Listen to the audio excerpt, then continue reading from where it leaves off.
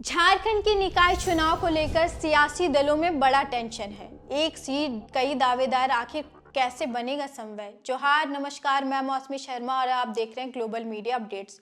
झारखंड में नगर निकाय चुनाव की आहट के साथ ही सियासी गलियारों में बेचैनी साफ दिखाई देने लगी है। चुनाव भले ही गैर दलीय हो, लेकिन इस बार निकाय चुनाव पूरी तरह राजनीतिक शक्ति परीक्षण बन चुका है।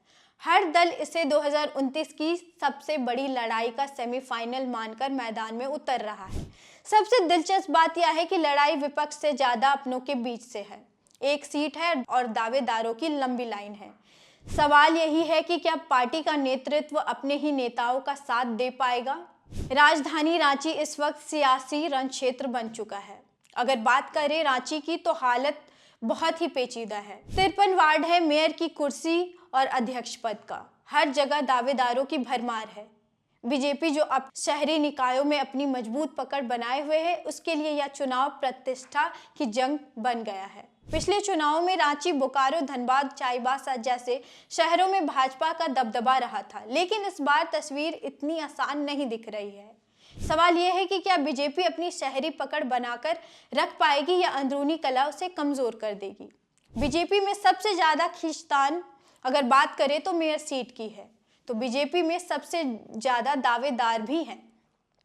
अशोक बड़ाइक, रोशनी खलको, सुजाता कच्छप, नकुल तिर्की, राम कुमार पाहन, हर जगह के साथ एक मजबूत गुट, अपना समर्थक वर्ग और अपनी दावेदारी।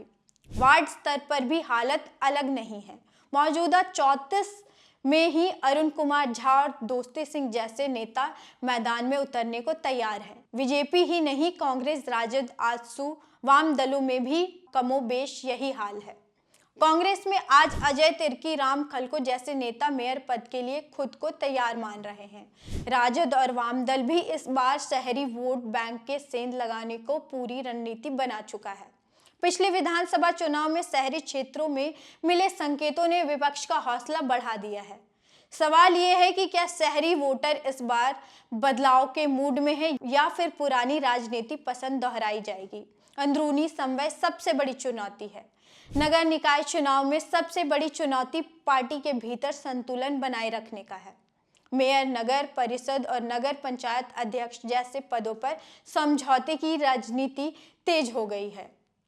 पार्टी नेतृत्व विधायकों, वरिष्ठ नेताओं और स्थानीय दिग्गजों को साधने में जुटा है। कहीं मनुहार तो कहीं अनुशासन तो कहीं भविष्य के वादों का सहारा लिया जा रहा है। विपक्ष के प्रवक्ता प्रदीप सिन्हा का कहना है कि नेता ज्यादा है, महत्वाकांक्षाएं भी ज्यादा है, लेकिन अंततः चुनाव गठबंधन की मजबूरी से ही लड़ा जाएगा। वहीं एलएलसी केंद्रीय प्रवक्ता मनोज पेजन मानते हैं कि घोषणा के बाद से ही समर्थकों को साधना आसान नहीं होगा। बड़ा सवाल है कि क्या शीघ्र नेतृत्व एक घोषणा के सारे समीकरण सुलझ जाएंगे या फिर टिकट बंटवारे के बाद असंतोष फूट पड़ेगा। इस बार बैलेट पेपर भी सबसे बड़ी टेंशन बन चुकी है। इस बार ईवीएम की जगह बैलेट पेपर पर चुनाव होगा, जो कि सियासी दलों में चिंता का कारण बना हुआ है। ग्राउंड मैनेजमेंट, बूथ स्तर की पकड़ और स्थानीय प्रभाव सब कुछ निर्णायक होगा। बीजेपी के सामने चुनौती है अपनी कड़ी पकड़ बनाए रखने का, तो विपक्ष के सामने मौका है सेंध लगाने का।